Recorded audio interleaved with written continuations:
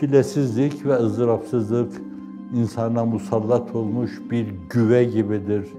İnsanı er geç yer bitirir. Irzımızdır çiğnenen, namusumuzdur doğranan. Hey sıkılmaz ağlamazsın, bari gülmekten utan. Dudakların geriye gitmesini Allah'a karşı bir saygısızlık, ızdırap çeken insanlara karşı bir alay mahiyetinde kabul edemiyorsan hala, nasibin o kadar demektir senin, o kadar nasip. Bir yangın içinde imanın tutuşmuş yanıyor. Anne, evlat birbirinden koparılmış, karı, koca birbirinden koparılmış. Kimisi soluğu yurt dışında almış. İşte insanlığın iftihar tablosu, bütün bu bela ve mesaibe maruz insanlar karşısında men lem yehtemme be emril müslimin feleyse minhum. Müslümanların dertleriyle dertlenmeyen, o dertleri paylaşmayan, onların yaşadığı şeyleri vicdanında derinlemesine duymayan onlardan değildir diyor. Yani hakiki manada Müslüman değildir diyor.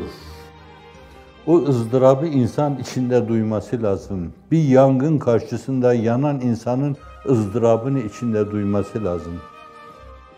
Bende olup biten hadiseler karşısında ümidimi hiç yitirmedim. Reca duygumda hiç kayıp yaşamadım. Rabbime karşı ümidimde bir sarsıntıya maruz kalmadım. Ama şunu itiraf edeyim, immün sisteminin çökmesi karşısında 20 tane rahatsızlıkla 24 saat inlediğimde muhakkak. Ama innema eşku besfi ve huzn ilallah, bir peygamber dağınıklığımı, tasamı sana arz ediyorum Allah'ım dediği gibi benimkini de öyle kabul etsin. Ben her gün ismen bildiklerimi ismen alıyorum. Bilemediklerimi de diyorum ki sen biliyorsun ya Rabbi. Ente ta'lemuha, ente ta'lemuha.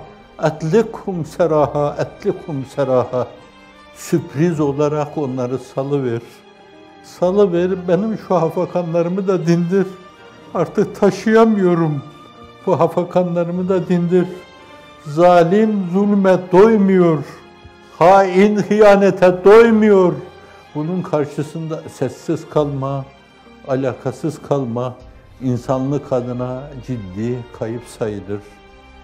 ızdırap, ızdırap, ızdırap deyip inlemek lazım.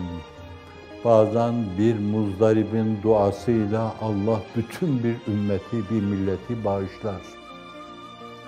Cenab-ı Hak bugüne kadar devam ettirdiğiniz halinize denk böyle bir mülahaza ile gönüllerinizi mamur kılsın. Virdi zebanınız olsun bu mülahazalar ve bu mülahazalarla kendisine kavuşmaya muvaffak eylesin. Vesselam.